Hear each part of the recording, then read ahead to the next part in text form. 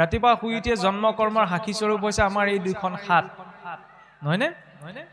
বোলে কৰাগ্ৰে বসতে লক্ষ্মী কৰ মধ্যে সৰস্বতীম কৰ মূলে তু গোবিন্দ প্ৰভাতে কৰ দৰ্শনম। কৰ মানে হৈছে হস্ত, মোৰ হস্তৰ অগ্ৰত বোলে স্বয়ং লক্ষ্মীয়ে বিৰাজ কৰক, হস্তৰ মধ্যত বিদ্যা, হস্তৰ মূলত গোবিন্দ। আজিকালি আমাৰ সলনি হৈ গ'ল। আজিকালি আমাৰ কি আহিলে? কৰাগ্ৰে বসতে মোবাইলম কৰ মধ্যে ফেচবুকম কৰ মূলে তু হোৱাটছআপম প্ৰভাতে মোবাইল দৰ্শন। কিন্তু মোবাইলটো দৰ্শন হলেও অন্তত তাত ঈশ্বৰৰ বা গুৰুৰ চিত্ৰ এখন লাগে, যাতে দেখিলে অন্তত গুৰুলে মনত পৰে, ইষ্টলে স্মৰণ পৰে, হয়নে? ইয়াৰ পাছতে চাওকচোন, ৰাতিপুৱা শুই উঠাৰ লগে লগে 5 গৰাকী সতীক স্মৰণ কৰা হয়। বোলে অহল্যা দ্ৰৌপদী তাৰা কুন্তি মন্দোদৰী তথা পঞ্চকন্যা স্মৰে নিত্যম মহাপাতকনাশনম। ৰাতিপুৱা শুই উঠিয়ে বোলে 5 গৰাকী মাইকী মানুহক মনত পেলাইছে, কিন্তু দৰ্শনৰ গভীৰতাটো চাওক। পঞ্চমহাসতী অহল্যা, দ্ৰৌপদী, তাৰা, কুন্তি, মন্দোদৰী, তেওঁলোকৰ জীৱনৰ সতীত্বৰ পবিত্ৰতা যাতে আমাৰ জীৱনলৈ আহে, ইমানখিনি পাঠ কৰিবলৈ কাৰোবাক কোৱা নাই। কিন্তু চিন্তাটো চাওক, আধ্যাত্মিক সংস্কাৰ কেনেদৰে আৰম্ভ হয় ৰাতিপুৱা বিচনাৰ পৰা, যে পঞ্চকন্যাক স্মৰণ কৰাৰ লগে তেওঁলোকৰ যাতে সতীত্বৰ পবিত্ৰতাৰ গুণ আমাৰ জীৱনলৈ আহে। তাৰ পাছতে কোৱা হয় বোলে ব্ৰহ্মা মুৰাৰী ত্ৰিপুৰান্তকাৰী ভানু শশী ভূমি সুত বুধস্য গুৰুস্য শুক্ৰ শনি ৰাহু কেতু সৰ্বগ্ৰহ মম সুপ্ৰভাতম। সেইটো শুনাৰ লগে লগে মনলৈ আহে, এই ঈশ্বৰৰ কথা কবলৈ গৈ চিধাই ৰাতিপুৱা গ্ৰহৰ কথা ক'ৰ পৰা আহিল? কিন্তু তাত সেই গ্ৰহ দেৱতাসকলক স্তুতি কৰা হৈছে এইটো নহয়, তাত এটা দৰ্শন আছে। কাৰণ এই শৰীৰটো কি 3টা গুণৰ প্ৰভাৱত আছে, 3 গুণৰ 3জন দেৱতা আছে। ব্ৰহ্মা মুৰাৰী ভগৱান বিষ্ণু, ত্ৰিপুৰান্তকাৰী ভগৱান মহাদেৱ, হয়নে? প্ৰথমতে কি কোৱা হৈছে? ব্ৰহ্মা মুৰাৰী ত্ৰিপুৰান্তকাৰী। ইয়াৰ পাছতে কি কৈছে? ভানু সূৰ্য, শশী চন্দ্ৰ, ভূমি সুত ভূমিৰ পুত্ৰ বুলি মংগল। বিজ্ঞানেও এইটো প্ৰমাণ কৰিছে থিয়ৰিটিকেলি যে মংগল গ্ৰহটোৰ বিকাশ ক'ৰ পৰা হৈছিল? বোলে পূৰ্বতে পৃথিৱীৰ এক ভূখণ্ড আঁতৰিয়ে মংগল গ্ৰহটোৰ বিকাশ হৈছিল। ইয়াত কি কোৱা হৈছে? ভূমি সুত, মংগলৰ কথা। ভূমি সুতও বুধস্য, বুধৰ কথা কৈছে। এতিয়া চাওকচোন, গ্ৰহৰ ক্ৰমটো যদি আমি চাওঁ, কেন্দ্ৰত সূৰ্যহে আছে, সূৰ্যৰ কাষত বুধহে আছে, তাৰ পাছত শুক্ৰ আছে, তাৰ পাছত মংগল আছে, নহয়নে? তাৰ পাছতহে পৃথিৱী আছে। কিন্তু ইয়াত কিয় কি কোৱা হৈছে? প্ৰথমতে চোন সূৰ্যৰ কথা কৈছে, তাৰ পাছত আপোনাৰ চন্দ্ৰৰ কথা কৈছে। আজি বিজ্ঞানেও এই কথা প্ৰমাণ কৰিছে যে আমাৰ 24 ঘণ্টাৰ পাছত, 24 ঘণ্টা এটা দিন হয়, 24 ঘণ্টাৰ পাছত 25 নম্বৰ যিটো ঘণ্টা, 25 নম্বৰ ঘণ্টাটোত মহাকাশত কি হয়? সেই গ্ৰহৰ স্থিতিটো, আৱেগটো পৰিৱৰ্তন হয়, যিটো জ্যোতিষক সৌৰা বুলি কোৱা হয়। প্ৰথম মহাকাশত কাৰ সৌৰা পৰিৱৰ্তন হয়? সূৰ্যৰ। সেইবাবে ৰাতিপুৱা কি স্মৰণ কৰিছে? প্ৰথম ভানু, তাৰ পিছতে চন্দ্ৰৰ পৰিৱৰ্তন হয়, সেইকাৰণে ইয়াৰ পিছতে কাৰ স্মৰণ হৈছে? শশী, তাৰ পাছতে মংগলৰ পৰিৱৰ্তন হয়, ভূমি সুত, তাৰ পাছতে বুধৰ। ইমান সূক্ষ্ম বিজ্ঞান, গাব নোৱাৰিলেও অন্তত দৰ্শনটো চাওক। বসুমতীত ভৰিটো দিয়াৰ আগমুহূৰ্তটো কয় সমুদ্ৰে মেঘলে দেৱী পৰ্বত তনমণ্ডলে বিষ্ণু পত্নীম নমস্তুভ্যম পাদস্পৰ্শম ক্ষমস্বমে। আমি বোলে জীৱনত 5 গৰাকী মাতৃ স্নেহ প্ৰাপ্ত কৰিছো। প্ৰথম নিজৰ জন্মদাত্ৰী মাতৃ, দ্বিতীয়তে বসুমতী। নিজৰ জন্মদাত্ৰী মাতৃগৰাকীয়ে যিদৰে আমাক পালন কৰিছে, বসুমতীওতো আমাক পালন কৰি আছে। গতিকে বসুমতীক সাক্ষাৎ বিষ্ণু পত্নী বুলি জ্ঞান কৰা হৈছে। গতিকে মাতৃ, মই ৰাতিপুৱা শুই উঠিয়ে তোমাক মই ভৰিৰে স্পৰ্শ কৰিছো, মোৰ অপৰাধ যেন তুমি ক্ষমা কৰা। এইটো আনদেৱী সেৱা নহয়, এইটো বিনয়ী ভাৱ, প্ৰকৃতিৰ সমস্ত তত্ত্বৰ প্ৰতি। কাৰণ মাটিতো এক প্ৰকাৰ চেতনা আছে, নহলে একেদৰে মাটিতে আপোনাৰ মিঠা সোৱাদো উৎপন্ন হৈছে, টেঙা সোৱাদো উৎপন্ন হৈছে, সাৰ পানীয়েতো এইবিলাক সৃষ্টি কৰা নাই। ইয়াত এটা চেতনা শক্তি আছে। গতিকে সেই বসুমতীৰ প্ৰতি সেৱা, যে মাতৃ, মই চৰণে স্পৰ্শ কৰাৰ বাবে তুমি যেন মোক ক্ষমা কৰা। বিচনাৰ পৰা নামি গ'ল, নামি গৈ কি কৰিব? শৌচাচাৰ। শৌচাচাৰ কিয়?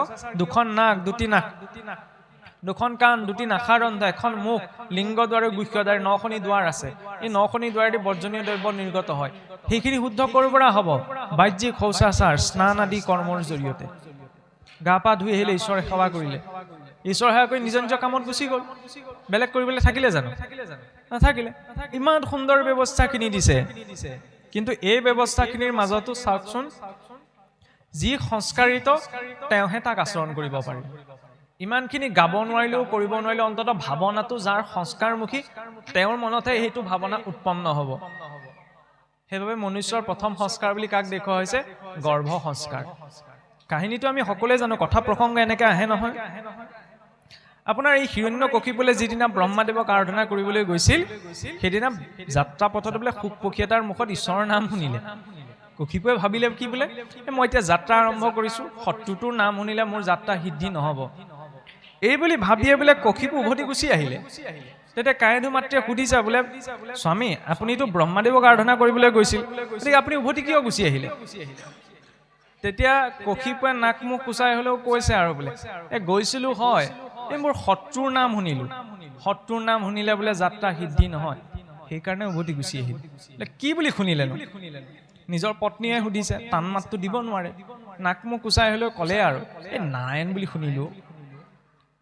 তেতিয়া সেই মাতৃগৰাকীৰ চিন্তা চাওক এগৰাকী মাতৃয়ে যদি বিচাৰে তেতিয়া ব্ৰাহ্মণৰ কুলতো কিন্তু দৈত্য জন্মাব পাৰে আৰু এগৰাকী মাতৃয়ে যদি বিচাৰে অসুৰৰ কুলতো ভক্ত জন্মাব পাৰে আই দ্বিতীয়ে বিচাৰিছিল কাৰণে ঋষি কাশ্যপৰ ঔৰসত সেই হিৰণ্যাক্ষ আৰু হিৰণ্যকশিপুৰৰ আৱিৰ্ভাৱ নহয়নে আৰু কায়েধু মাতৃয়ে বিচাৰিছিল কাৰণে ঈশ্বৰৰ ইচ্ছা এইটো বেলেগ কথা কিন্তু কায়েধু মাতৃৰ শুদ্ধ আত্মিক চিন্তাটো চাওক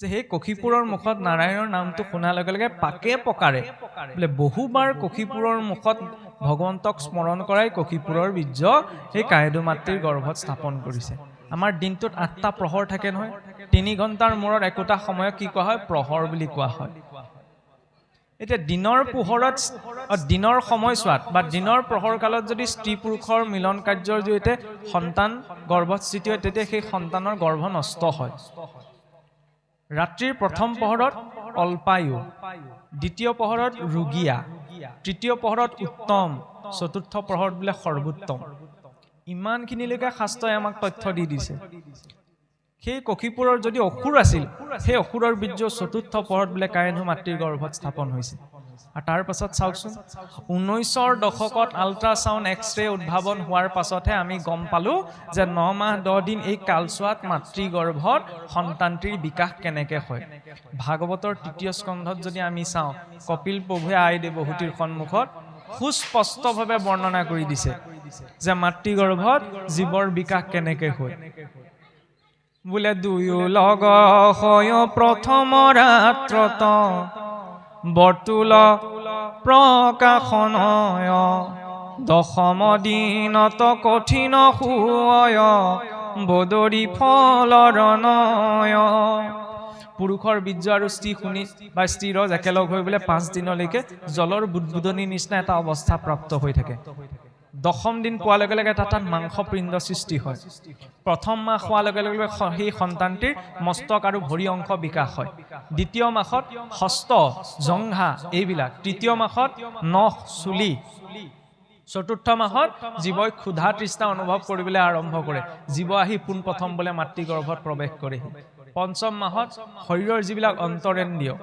হৃদযন্ত্ৰ বৃক্ক এইবিলাকৰ গঠন সম্পূৰ্ণ হয় ষষ্ঠ মাহত সেই জীৱৰ ক্ৰমাৎ আপ্যায়নী নাৰীৰ জৰিয়তে যিডাল আমি আম্বেলিকেল কৰ্ড বুলি কওঁ সেই নাৰীৰ জৰিয়তে মাতৃগৰ্ভত বোলে সন্তানটিয়ে পুষ্টি লাভ কৰি থাকে সপ্তম মাহত সম্পূৰ্ণ সপ্ত ধাতু গঠন ৰক্ত মাংস মেদ অস্থি মজ্জা বীৰ্য এই সপ্ত ধাতুৰ জৰিয়তে সন্তানৰ শৰীৰটি পূৰ্ণ হয় নৱম মাহত গৰ্ভমুদ্ৰাৰে মাতৃগৰ্ভত শয়ন কৰি থাকে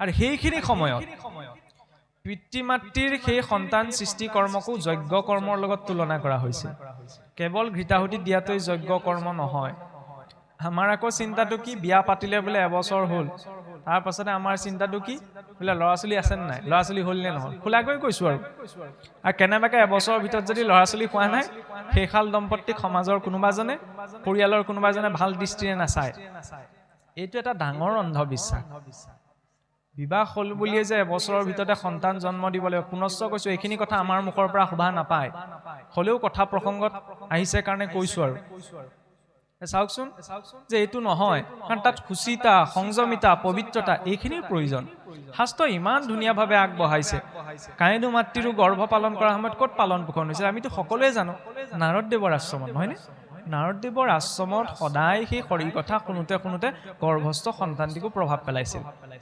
কিছু বছৰ আগলৈকেতো সাধু কথা নিচিনা লাগে, কিন্তু আজি বৈজ্ঞানিকভাৱে এই কথা প্ৰমাণিত যে মাতৃগৰাকীয়ে গৰ্ভপালন সময়ত যেনে ধৰণৰ ভাৱ ৰাখিব, যেনে ধৰণৰ বাক্য ক'ব, যেনে ধৰণৰ খাদ্যবস্তু খাব, তাৰ 85% প্ৰভাৱৰ আধাৰতেই সন্তানটিৰ বৈশিষ্ট্য, গুণ, চৰিত্ৰবিলাক নিৰ্মাণ হয়।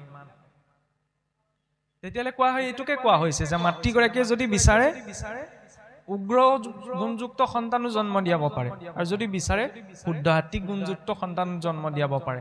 সেইটো মাতৃগৰাকীৰ ওপৰত নিৰ্ভৰ কৰে। সেইকাৰণে চাওকচোন, আমি যিটো সমাজ সংস্কৃতিত ডাঙৰ দীঘল হৈছো, এইটো পিতৃপ্ৰধান সংস্কৃতি নহয়, এইটো মাতৃপ্ৰধান সংস্কৃতি। ফৰ্মখন ফিল আপ কৰিবলৈ যাওঁতে ফাদাৰ নেমটো প্ৰথমতে আহে। মাতৃপ্ৰধান সংস্কৃতি বুলি কিয় কয়? সৃষ্টিৰ প্ৰথম নাৰায়ণে কৰাৰ পৰা আৰম্ভ কৰিছে, মহামায়াৰ পৰা। মেইন ডিপাৰ্টমেণ্টকেইটাকে আইসকলক দি থৈছে। বিদ্যাৰ ডিপাৰ্টমেণ্টটো দেৱী সৰস্বতী, ধন ঐশ্বৰ্যৰ দেৱী লক্ষ্মী, আৰু গৃহস্থী ঘৰখনকো সেইকাৰণে কোৱা হৈছে বোলে আইগৰাকী ক'বলৈ গ'লে। চাওকচোন, ল'ৰা ছোৱালী জন্ম দিলেই পিতৃ মাতৃ বুলি কোৱা নহয় নহয়। ল'ৰা ছোৱালী জন্মটো আপোনাৰ পশু পক্ষীও দিয়ে, নহয়নে? মাতৃগৰাকীক চাওকচোন, মাতৃ দুগৰাকী নহয়। উত্তানপাদৰ পত্নীৰ ৰূপতে যদি চাওঁ, এগৰাকী সুৰুচি, এগৰাকী সুনীতি। সুৰুচি নিজৰে ৰজা উত্তানপাদৰ দ্বিতীয়গৰাকী পত্নীৰ ধ্ৰুৱক নিজৰ সন্তান বুলি ভাবিব পাৰে, তেনেগৰাকী মাতৃটো আমাক নালাগে, নহয়নে? মাতৃ কোনগৰাকী? সুনীতি। ইমান বেয়া পৰিস্থিতিটো কি কৈছে যে ঈশ্বৰে দিলেহে তুমি পাবা বোপাই। যেতিয়া ধ্ৰুৱই কান্দি কান্দি কৈছেগে যে সুৰুচি মাতৃয়ে মোক দেউতাৰ কোচত উঠিব নিদিলে, আমাৰ কোনোবা এগৰাকী হয় কেল নিদিব, মোৰ সমান অধিকাৰ আছে, সেইটো দেখুওৱা নাই।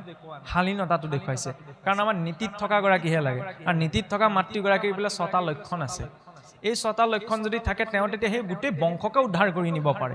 ৰূপেশু লক্ষ্মী, সমায়া ধৰিত্ৰী, কাৰ্যেশু মন্ত্ৰী, কৰণেশু দাসী, শয়নেশু স্ত্ৰী, আহাৰেশু মাতা, শতকৰ্ম নাৰী, কুলধৰ্ম জাতা। যিদৰে 5গৰাকী মাতৃৰ প্ৰসংগত কৈ থাকোঁতে নিজৰ জন্মদাত্ৰী মাতৃ বসুমতী, তৃতীয়তে বেদ মাতৃ, চতুৰ্থতে গো মাতৃ, পঞ্চমতে গুৰু পত্নী বা গুৰু মাতৃ। এতিয়া ইয়াত কি কোৱা হৈছে? ৰূপেশু লক্ষ্মী, ৰূপত লক্ষ্মী। দেখিবলৈ ধুনীয়া, এইটো কথাই কোৱা হোৱা নাই, কাৰণ আপোনাৰ মোক সন্মান ছালখনহে বচাই ৰাখিছে। ছালখন এৰুৱাই দিলে ময়ো আপোনাৰ ওচৰলৈ যাওঁ, আপুনি মোৰ ওচৰলৈ নাহে। গতিকে বাহ্যিক সৌন্দৰ্যতাটোৰ কথা তাত কোৱা হোৱা নাই। লক্ষ্মীৰ পৰা শিকিবলগীয়া কি আছে? সমগ্ৰ বিশ্ব ব্ৰহ্মাণ্ডৰ ধন ঐশ্বৰ্যৰ তেওঁ অধিষ্ঠাত্ৰী। বহি আছে ক'ত? নাৰায়ণৰ চৰণত। অকণো অহংকাৰ নাই, নিৰহংকাৰৰ প্ৰতীক হৈছে সেই দেৱী লক্ষ্মী। গতিকে ভক্তি মাৰ্গতে হওক, যিকোনো নিৰহংকাৰ ভাৱটো প্ৰয়োজন। সেই নিৰহংকাৰটো ভাৱটো আহিলে সৌন্দৰ্যতাটো স্বভাৱতেই আহে। সেইটোকে কোৱা হৈছে ৰূপেশু লক্ষ্মী, সমায়া ধৰিত্ৰী। ক্ষমাৰ সময়ত তেওঁ ধৰণীৰ দৰে। মাতৃগৰাকীয়ে একো ঘৰখনত কোনোবাই কৰা যিকোনো ভুল অপৰাধ বুলি গণ্য নকৰে। দেউতাকে মনতে ধৰি থাকিব পাৰে, কিন্তু মাকে কেতিয়াও অপৰাধ সন্তানৰে হওক ঘৰখনে হওক ধৰি নাথাকে। বসুমতীও যিদৰে, ইয়াতে আমি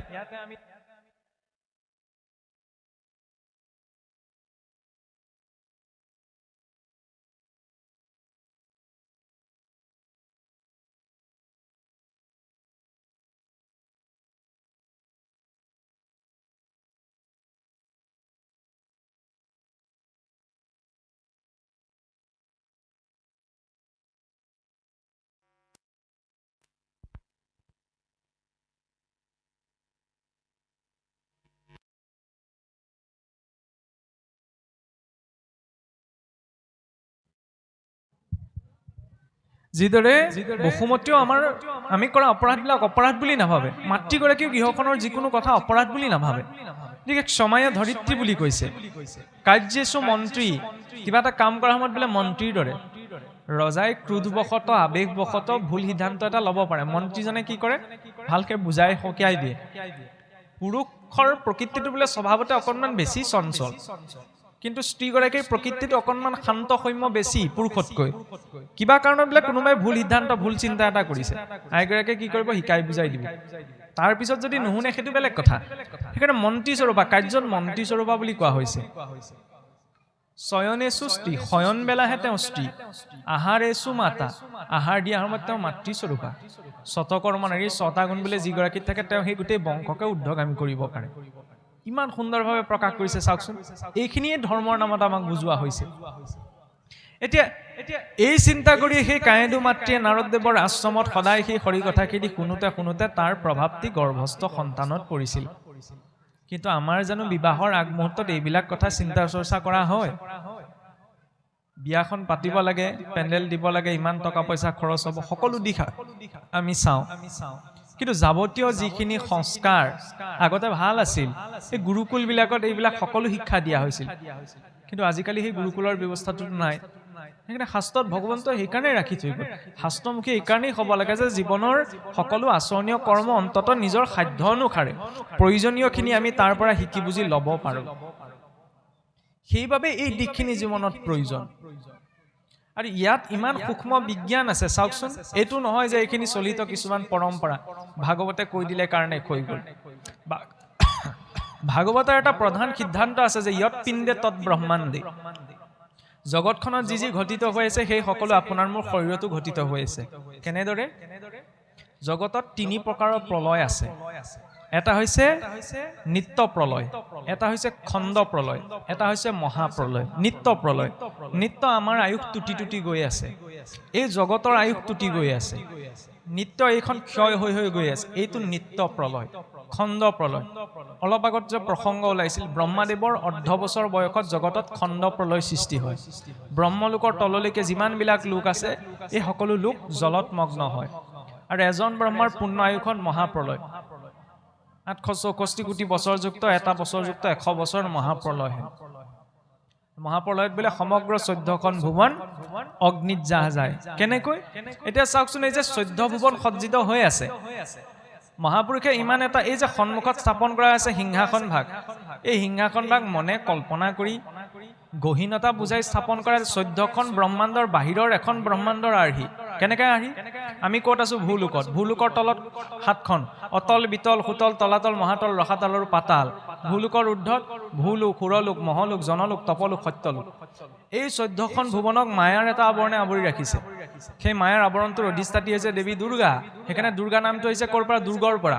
বান্ধ। আৰু তাৰ আকাৰ অণ্ডাকৃতি উপবৃত্তাকাৰ বাবে শাস্ত্ৰ দিয়াক কৈছে হিৰণ্যগৰ্ভ। এনেকুৱা অনন্ত কোটি হিৰণ্যগৰ্ভ ক্ষীৰোদক্ষা বিষ্ণুৱে নিজৰ শৰীৰত ধাৰণ কৰি ৰাখিছে। তাৰ ঊৰ্ধত আছে ক'ত? কি? বৈকুণ্ঠ। ন তদ ভাসয়তে সূৰ্য ন শশাঙ্কনা পাবক ইয়ৎগত ন নিবৰ্তন্তে তদ্ধামং পৰমং মম। যি স্থানত চন্দ্ৰ সূৰ্যৰ কোনো প্ৰভাৱৰ প্ৰয়োজন নাই, ঈশ্বৰৰ ব্ৰহ্মজ্যোতিৰে প্ৰকাশমান, যি স্থানলৈ জীৱ এবাৰ গ'লে আকৌ উভতি আহিব নালাগে, সেই বৈকুণ্ঠৰ ৭টি ভাগ, সেই ৭টি ভাগৰ আৰ্হিত আমাক সিংহাসন ভাগ দিয়া হ'ল। চাওকচোন, আজি নাচায়ো ইমানখিনি কল্পনা কৰি পোৱাগৈ নাই ১৪খন ব্ৰহ্মাণ্ডৰ বাহিৰত এখন ব্ৰহ্মাণ্ড আছে বুলি। আপোনাৰ মোৰ গাঁৱে গাঁৱে নামঘৰে নামঘৰে কিন্তু সেই আৰ্হিটো আছে। কিয়? দেখাৰ লগে লগে জীৱৰ প্ৰকৃত ঘৰখনৰ কথা মনত পৰে। ঈশ্বৰৰ ওচৰৰ পৰাই সকলো জীৱ আহিছিল। আদিতে গোলোকত থাকোঁতে বোলে জীৱসকলে ইচ্ছা প্ৰকাশ কৰিলে যে প্ৰভু, তুমি যিদৰে বিভিন্ন লীলা আচৰণ কৰিছা আমাকোতো উপভোগ কৰিবলৈ দিয়া, বোলে যোৱা সংসাৰলৈ পঠাই দিলে। এতিয়া সংসাৰলৈ আহিলে নিজৰ ঘৰখনৰ কথা আমি বোলে পাহৰি থাকিলোঁ, মায়াৰ আৱৰণটো পাৰ কৰি আহিলোঁ যে। সেইকাৰণে মহাপুৰুষে এতিয়া ভকতীয়া যোজনাত লিখিছে বোলে বৈকুণ্ঠৰ পৰা আহোঁ একেলগে, বাটত হেৰাল লগ, সত্যত এটা দাপৰত বিচাৰি কলিত পাইছোঁ লগ। বৈকুণ্ঠৰ পৰা জীৱসকল আহোঁতে বোলে একেলগে আহিছিল, কিন্তু কৰ্ম সংস্কাৰবিলাক বেলেগ বেলেগ হোৱাৰ কাৰণে সকলোৰে গতিধাৰাটো বেলেগ হ'ল। সত্যত এটা দাপৰত বিচাৰিয়ে থাকিলোঁ, এতিয়া কলিত পাইছোঁ লগ। কলিত কি ৰূপত পাইছোঁ? ভক্ত ৰূপত। দেখাৰ লগে লগে সেই ঈশ্বৰৰ চৰণলৈ যাতে মনত পৰে, সেইকাৰণে সেই আৰ্হি। আৰু এতিয়া চাওকচোন, মহাপ্ৰলয়ৰ সময়ত কি হয়? এই ১৪খন ভুৱন নষ্ট হৈ যায়, কিন্তু একমাত্ৰ বৈকুণ্ঠ বৰ্তি থাকে। আৰু মহাপ্ৰলয় কেনেকৈ হয়? অনন্ত দেৱৰ মুখৰ পৰা বোলে অগ্নি প্ৰকট হয়। সেই অগ্নিত প্ৰকট হোৱাৰ লগে লগে সমস্ত সৃষ্টি বোলে অগ্নিত জাহ যায়। ইয়াৰ পিছত অগ্নি প্ৰৱেশ কৰে বোলে জলত, জল প্ৰৱেশ কৰে বোলে বায়ুত, বায়ু প্ৰৱেশ কৰে বোলে আকাশত, আকাশ প্ৰৱেশ কৰে বোলে প্ৰকৃতিত, প্ৰকৃতি প্ৰৱেশ কৰে পুনৰ নাৰায়ণত। কেনেদৰে? খেৰৰ দম এটা ডাঙৰকৈ দম কৰি থোৱা যায়, দেখিবলৈ কিমান ডাঙৰ লাগে। তাত যদি জুই জ্বলাই দিয়া যায়, সেই ডাঙৰ আকাৰটো থাকিবনে? নাথাকে। সেইকাৰণে চাওকচোন, জগতৰ সৃষ্টিটো অগ্নিৰ প্ৰাধান্যতা আছে, জগতৰ ধ্বংসটো অগ্নিৰ প্ৰাধান্যতা আছে। মনুষ্যৰ প্ৰথম যেতিয়া সৃষ্টি গৰ্ভতো অগ্নিৰ প্ৰাধান্যতা আছে, আৰু অন্ত্যেষ্টিক্ৰিয়াতো অগ্নিৰ প্ৰাধান্যতা আছে। কেনেকে? জগতখন যেতিয়া প্ৰথম বোলে সৃষ্টি হৈছিল, আমি বিজ্ঞানত পাইছোঁ ন, মহানাদ বিস্ফোৰণ, নহয়নে? বিগ বেং হৈছিল বোলে, তাতো অগ্নিৰ প্ৰসংগ আছে, নহয়নে? আৰু ধ্বংসও ক'ত হ'ব অগ্নিত হ'ব মাতৃ গৰ্ভত যেতিয়া পুৰুষৰ বীৰ্য আৰু স্থিৰজ একেলগ হয় এই শৰীৰৰ জঠৰাগ্নিৰ নিৰ্দিষ্ট উষ্ণতা নোহোৱালৈকে তাত গৰ্ভ বিকাশ সম্ভৱ নহয় তাতো অগ্নি আছে আৰু অন্ত্যেষ্টিক্ৰিয়া আমি ক'ত কৰোঁ অগ্নিত অগ্নিয়ে কি কৰে স্থূল সূক্ষ্ম দুটা ৰূপত ভাগ কৰি দিয়ে আইনষ্টাইনে 19ৰ দশকতে কৈছিল যে কিদৰে ভৰক শক্তিলৈ ৰূপান্তৰ কৰিব পাৰি কিন্তু একমাত্ৰ আমাৰ সংস্কাৰটো চাওকচোন মৃত ব্যক্তিজনকো সংস্কাৰ কৰিবি পঠাব জনা সংস্কৃতিৰ লোক হৈছোঁ আমি ইমান ডাঙৰ ভৰযুক্ত এটা দেহ খন্তেকতে শক্তিলৈ ৰূপান্তৰ কৰি দিয়া হয় সেইটো হৈছে অন্ত্যেষ্টিক্ৰিয়াৰ সংস্কাৰ এতিয়া সেই অগ্নি ক'ত প্ৰৱেশ কৰে বুলি কোৱা হৈছে জলত জ্বলাই দিয়া খেৰৰ দমটোত যদি পানী ঢালি দিয়া যায় ছাইখিনিৰ পৰিমাণ আৰু কমি আহিব নহয়নে থুপ খাই আহিব ইমানখিনিলৈকে ভৌতিকতাৰ উদাহৰণে বুজিব পাৰি তাৰ পাছৰখিনি নোৱাৰি এতিয়া পানী বাষ্পীভূত হৈ ক'লৈ যায় বায়ুমণ্ডললৈ সেইকাৰণে জল ক'ত প্ৰৱেশ কৰে বুলি কোৱা হৈছে বায়ুত বায়ু ক'ত প্ৰৱেশ কৰে আকাশত আকাশ মানে এই দেখি থকা ওপৰখনি আকাশ মানে হৈছে শূন্যতা মানে এইটো নহয় য'ত একো নাই ভৌতিকতাৰ একো নাই কিন্তু তাত অভৌতিকতাৰ স্থিতি আছে সেইটোক কোৱা হৈছে আকাশ বুলি সেই আকাশ ক'ত প্ৰৱেশ কৰে প্ৰকৃতি ক'ত প্ৰৱেশ কৰে নাৰায়ণত আৰু তেতিয়া নাৰায়ণে বোলে যোগ নিদ্ৰা গ্ৰহণ কৰে যোগ নিদ্ৰা মানে সেই অৱস্থা যিটো সময়ত বোলে নাহি জল নাহি স্থল নাহিকে আকাশ নাহি মহাবায়ু চন্দ্ৰ সূৰ্যৰ প্ৰকাশ একেশ্বৰে আছো মই আদি নিৰঞ্জন সৃষ্টিও নাহিকে মুত নকৰে শুভন যেতিয়া সমস্ত প্ৰকৃতি নাৰায়ণত সুপ্ত হৈ থাকে তেতিয়া সেই সৃষ্টিৰ অৱস্থাটো কি বোলে নাহি জল নাহি স্থল নাহিকে আকাশ নাহি মহাবায়ু চন্দ্ৰ সূৰ্যৰ প্ৰকাশ একেশ্বৰে আছো মই আদি নিৰঞ্জন একমাত্ৰ সদৈৱ সৌম্য ইদমগ্ৰ আছিত একমেৱ অদ্বিতীয়ম অদ্বৈত ব্ৰহ্মই এক ৰূপত বিদ্যমান থাকে আৰু মাতৃগৰ্ভটো কি হয় যেতিয়া পোনপ্ৰথম জীৱৰ বিকাশ হয় ইয়ত পিণ্ডে তৎ ব্ৰহ্মাণ্ডে সৃষ্টিত যি হৈছে ইয়াতো সেইখিনি গঠিত হৈছে সৃষ্টিৰ আদিতে যিদৰে জল স্থল একো নাই মাতৃগৰ্ভত যেতিয়া প্ৰথম পুৰুষৰ বীৰ্য আৰু স্থিৰজ মিলিত হৈ গৰ্ভ বিকাশ হয় জলৰ বুদবুদৰ নিচিনা এটা অৱস্থা প্ৰাপ্ত হৈ থাকে 10ম দিনলৈকে তেতিয়া জল স্থল বায়ু আকাশৰ একো প্ৰভাৱত নাথাকে সেইটো হৈছে সৃষ্টিৰ আদি অৱস্থা আৰু সেই অৱস্থাত থাকোঁতে যেতিয়া নাৰায়ণে সংকল্প কৰে একো হম বহুশ্যাম যে মোৰ দ্বাৰা বহু হওঁ কাৰণ যিকোনো কাম কৰাৰ আগতে আমি মানুহে কি কৰোঁ সংকল্প কৰোঁ প্ৰথমতে মনত ভাবিব লাগিব তাৰপিছত কাৰ্যত ৰূপায়ণ কৰিলে কৰ্মটো হয় কিন্তু ভগৱন্তৰ ক্ষেত্ৰত তেওঁ কাৰ্যত ৰূপায়ণ কৰিবগৈ নালাগে সংকল্প মাত্ৰকে সৃষ্টি প্ৰকট হয় সেইবাবে প্ৰথম যেতিয়া ঈশ্বৰে ভাবে যে মই সৃষ্টিক প্ৰকট কৰোঁ এই সংকল্প অহাৰ লগে লগে তেওঁৰ পৰা কোন প্ৰথমতে বাহিৰ হয় বোলে অনাদি ৰূপিণী ঈশ্বৰৰ অৰ্ধকায় ব্যক্ত ভৈলা মহামায়া সৃষ্টিৰ ইচ্ছায় ঈশ্বৰৰ কটাক্ষে দেৱী ভৈলা গৰ্ভৱতী প্ৰকৃতিৰ পুত্ৰ ভৈলা মহত উৎপত্তি মহতৰো 3 পুত্ৰ ভৈলায় অনুপাম সাত্বিক ৰাজস তামসিকয় অহংকাৰ পোনপ্ৰথমতে মহামায়াৰূপী প্ৰকৃতিক প্ৰকট কৰে আমি যে কওঁ গোটেই সৃষ্টিখন কোনে চলাই আছে প্ৰকৃতিয়ে কিন্তু প্ৰকৃতিক কোনে চলাই আছে ময়াধ্যক্ষে ন প্ৰকৃতি সুয়তে সচৰাচৰ ঈশ্বৰে কৈছে বোলে মোৰ অধ্যক্ষতাতে প্ৰকৃতি নিয়ন্ত্ৰিত হৈ আছে আৰু সেই মহামায়াক সৃষ্টি কৰাৰ লগে লগে ঈশ্বৰৰ দৃষ্টি নিক্ষেপৰ লগতে বোলে মহামায়াৰ প্ৰকৃতিৰ পৰা মহৎ তত্ত্ব প্ৰকট হয় আৰু সেই মহৎ তত্ত্বৰ পৰা বোলে 3টা অহং সৃষ্টি হয় এটা সাত্বিক অহং এটা ৰাজসিক অহং এটা তামসিক অহং আৰু এই 3টি তত্ত্বৰ পৰা কি সৃষ্টি হয় সাত্বিক অহংকাৰৰ পৰা 14জন দেৱতা সেই 14জন দেৱতাই মনুষ্য শৰীৰত 14 সাক্ষী ৰূপত বিদ্যমান আছে ৰাজসিক অহংকাৰৰ পৰা কি সৃষ্টি হয় পঞ্চ কৰ্মেন্দ্ৰিয় পঞ্চ জ্ঞানেন্দ্ৰিয় মন হমে একাদশ ইন্দ্ৰিয় সেইকাৰণে ইন্দ্ৰিয়সমূহৰ গুণ কি স্বাভাৱিকতে সাত্বিক নহয় ৰাজসিক তমোগুণৰ পৰা কি সৃষ্টি হয় বোলে পঞ্চ তন্মাত্ৰ শব্দ স্পৰ্শ ৰূপ ৰস আৰু গন্ধ এই 5 প্ৰকাৰৰ অনুভৱ আৰু পঞ্চ মহাভূত ভূমি জল আকাশ বায়ু এই পঞ্চ মহাভূত সেইবাবে মনুষ্য শৰীৰটো কি কোৱা হয় বোলে 24টা তত্ত্ব আছে পঞ্চ কৰ্মেন্দ্ৰিয় আছে, পঞ্চ জ্ঞানেন্দ্ৰিয় আছে, পঞ্চ তন্মাত্ৰ আছে, পঞ্চ মহাভূত আছে, আৰু চাওক 4টা অন্তৰেন্দ্ৰিয় মন, বুদ্ধি, অহংকাৰ আৰু চিত্ত। এই 24টি তত্ত্বৰে মনুষ্য শৰীৰটি গঠিত। এটা মহামায়াক যেতিয়া প্ৰকট কৰাৰ লগতে ঈশ্বৰে আদেশ প্ৰদান কৰিছে যে হে মহামায়া তুমি সৃষ্টি নিৰ্মাণ কৰা, তেতিয়া তেওঁ 14খন ভুৱন নিৰ্মাণ কৰিছে। ইয়াৰ পাছতে 14খন ভুৱন নিৰ্মাণ কৰাৰ পাছতে প্ৰথম জীৱ প্ৰকট কৰিছে ঈশ্বৰে। কাক? সৃষ্টিৰ প্ৰথম জীৱ হৈছে ব্ৰহ্মাদেৱ। ক'ৰ পৰা উৎপত্তি হৈছে বোলে? নাৰায়ণৰ নাভিৰ পৰা। এই নাভিৰ পৰানো আপোনাৰ কিবা সৃষ্টি হয়নে? দেখিবলৈ অদ্ভুত লাগে, নাভিৰ পৰা পদুমৰ ফুল ওলাইছে, এইবোৰ কি অদ্ভুত অলিক কল্পনা। কিন্তু চাওকচোন, মানুহৰ মৃত্যুৰ অধিষ্ঠান ক'ত? নাভিত। মৃত্যু মানে আমিহে ভাবি থাকো কিবা এটা ধ্বংস হৈ যোৱা। মৃত্যু মানে চাবলৈ গ'লে এটা নতুন যাত্ৰা নহয় জানো? এই পোচাকযোৰ এৰি নতুন এযোৰ পোচাক পিন্ধিবলৈ জীৱাত্মাই গতি কৰিছে। গতিকে সেইটো ধ্বংস নহয়, সেইটো নতুন সৃষ্টিৰ বীজ। আৰু পঞ্চপ্ৰাণৰ ভিতৰত শৰীৰৰ উষ্ণতা নিয়ন্ত্ৰণকাৰী যি সমান বায়ু, সেই সমান বায়ুৰ অধিষ্ঠান ক'ত? নাভিত।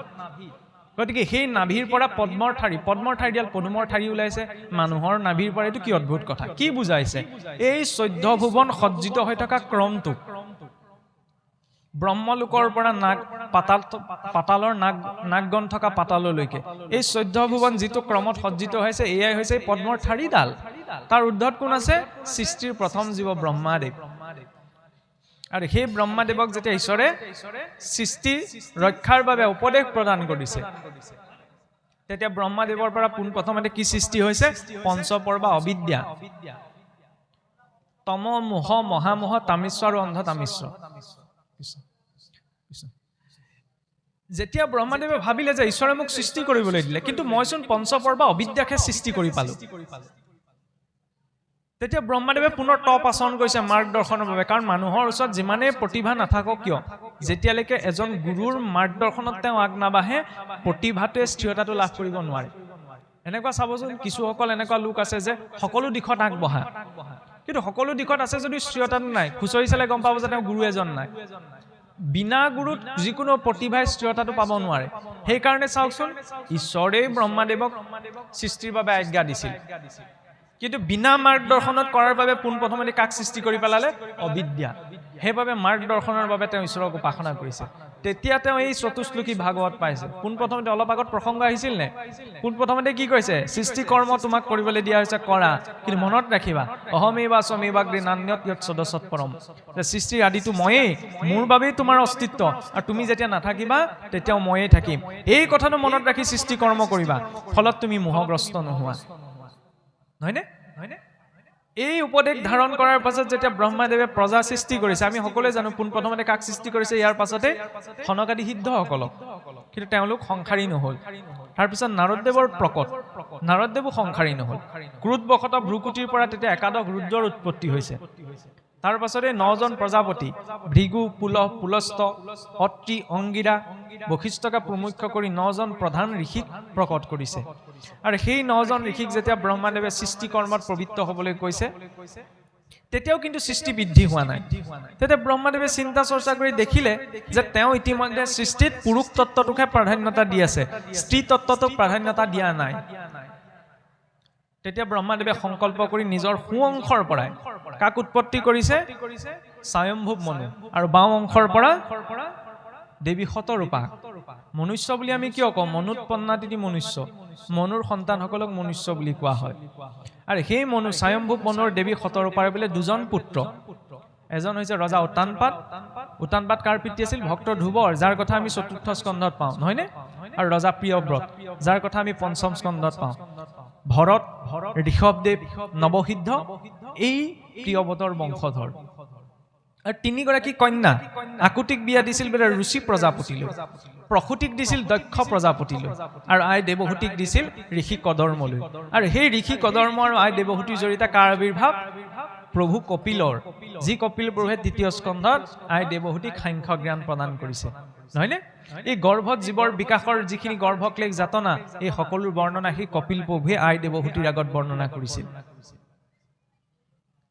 আৰু ইয়াৰ পাছতে চাওকচোন, এই যে দক্ষ প্ৰজাপতিলৈ যে মনুৰ কন্যা প্ৰসূতিক বিবাহ দিয়া হৈছিল, সেই দক্ষৰে কন্যা ৰূপত 27টি নক্ষত্ৰ মণ্ডল, নহয়নে? ধৰ্মৰ 13 গৰাকী কন্যা আৰু সেই দক্ষ পুত্ৰী আছিল কোন দেৱী সতী যি প্ৰসংগ চতুৰ্থত আহে নহয়নে সতীৰ দেহ ত্যাগৰ প্ৰসংগ কিন্তু সতীৰ দেহ ত্যাগৰ প্ৰসংগতে চাওকচোন তাত এজন বৈষ্ণৱৰ বৈষ্ণৱত্ব কেনেদৰে প্ৰকাশ কৰিছে প্ৰজাপতি দক্ষওতো বৈষ্ণৱ আছিল বিষ্ণুৰ ভক্ত আছিল কিন্তু বিষ্ণুৰ ভক্ত হোৱাৰ পাছতো তেওঁ এটা বিৰূপ পৰিস্থিতি কিয় সন্মুখীন হ'ব লগা হ'ল বৈষ্ণৱ মাৰ্গত সেইকাৰণে সদায় এইটো কোৱা হয় কেতিয়াও শিৱ বিষ্ণুৰ ভেদ জ্ঞান কৰিব নালাগে যত গুণ নাম শিৱ বিষ্ণুৰ আকৌ ভিন্ন বুদ্ধি কৰে যি নৰ নামৰ জানা শিৱ অপৰাধী পৰে নৰকত দৈবে নবাধি কিয় ইয়াৰো এটা দৰ্শন আছে কাৰণ চাওকচোন আমি যে কওঁ ভকত আৰু ভাগৱন্তৰ মাজত পাৰ্থক্য নাই ইষ্ট ৰূপতো ভগৱান মহাদেৱ আৰু ভক্ত ৰূপতো এজন শ্ৰেষ্ঠ হৈছে মহাদেৱ কাৰণ বোলে যথা নিম্ন গানম গংগা দেৱানাম স্তুতৌ তথা বৈষ্ণৱানাম যথা শম্ভু পুৰাণাম ইদম তথা যিদৰে নিম্নগামী নৈসকলৰ ভিতৰত তীৰ্থৰ ভিতৰত গংগা বোলে শ্ৰেষ্ঠ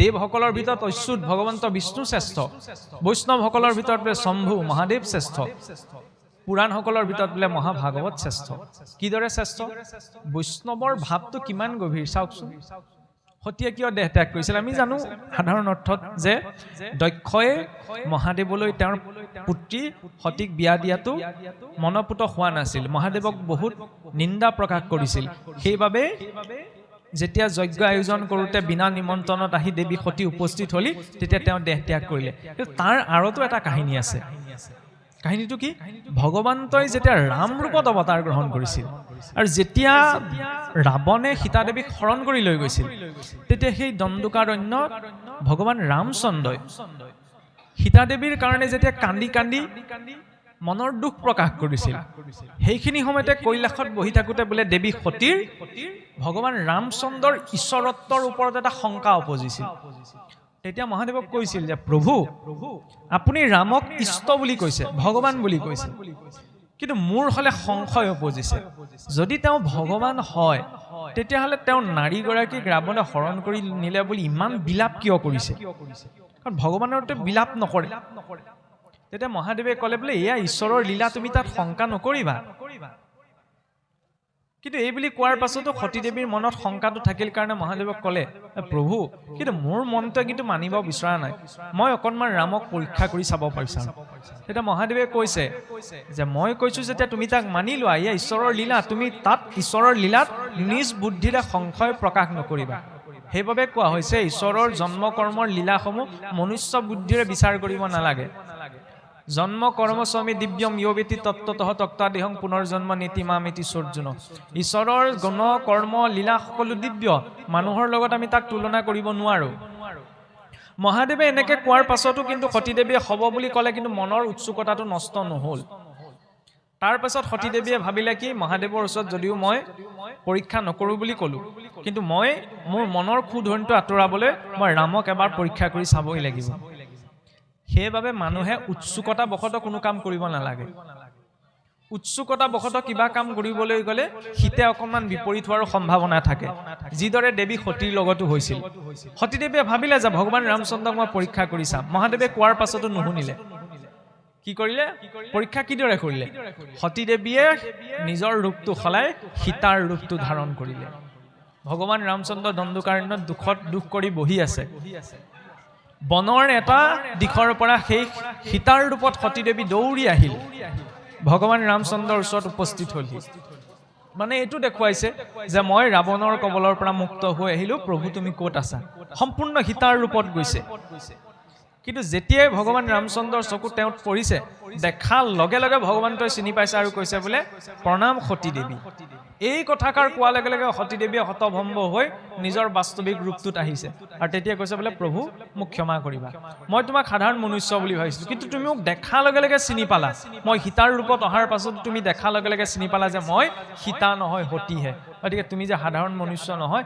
এই কথাটো মোৰ বিশ্বাস এতিয়া সম্পূৰ্ণ ৰূপত উপজিলে তেতিয়া সেই ভগৱান ৰামচন্দ্ৰক অভিবাদন জনাই পেলাই তেওঁ কৈলাশলৈ উভতিছে কৈলাশলৈ উভতি গৈ পেলাই মহাদেৱক কৈছে যে প্ৰভু মই আজি অকণমান ভুল এটা কৰিলোঁ কি ভুল কৰিলা মই ৰামক পৰীক্ষা কৰিবলৈ গৈছোঁ ৰামক পৰীক্ষা কৰিবলৈ যাওঁতে সীতাৰ ৰূপটো লৈ গৈছিলোঁ কিন্তু দেখা লগে লগে ভগৱন্তই মোক চিনি পালে যে মই সীতা নহয় সতীহে গতিকে মই বুজিলোঁ যে সঁচাকৈ ৰাম ভগৱান তেওঁ সাধাৰণ মনুষ্য হ'ব নোৱাৰে এই কথাষাৰ শুনাৰ লগে লগে মহাদেৱ দুখোজ পাছুৱাই গৈ সতীদেৱীৰ সন্মুখত আঁঠু লৈ সেৱা কৰিছে।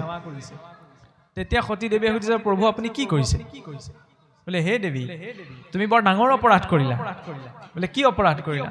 তুমি মোৰ ইষ্টৰ ৰূপটো ধাৰণ কৰিলা, গতিকে তোমাৰ এই শৰীৰটোৰ ওপৰত এতিয়া মই পত্নী ভাৱ কৰা সম্ভৱ নহয়। তোমাক এতিয়া মই পত্নীৰ ৰূপত চাব নোৱাৰো, কাৰণ তুমি মই যাক ভজনা কৰোঁ তেওঁৰ ৰূপটো ধাৰণ কৰিলা, গতিকে তুমি এই শৰীৰ ত্যাগ কৰা। সেইবাবেই বোলে শিৱদক্ষৰ বিৰোধৰ জৰিয়তে বৈষ্ণৱ আৰু শিৱ আৰু বিষ্ণুৰ মাজত যে ভেদ নাই, শিৱস্ব হৃদয়ং বিষ্ণু বিষ্ণুস্ব হৃদয়ং শিৱ, সেই কথাক নিৰূপণ কৰিবলৈ শিৱদক্ষৰ বিৰোধৰ জৰিয়তে বোলে সতীৰ দেহ ত্যাগ। মহাদেৱে কৈছে যে মোৰ ইষ্টৰ ৰূপটো ধাৰণ কৰাৰ বাবে মই তোমাক পত্নী ভাৱ কৰাটো সম্ভৱ নহয়। তেতিয়াহ'লে বৈষ্ণৱৰ দৰ্শন কিমান গভীৰ হ'ব লাগিব?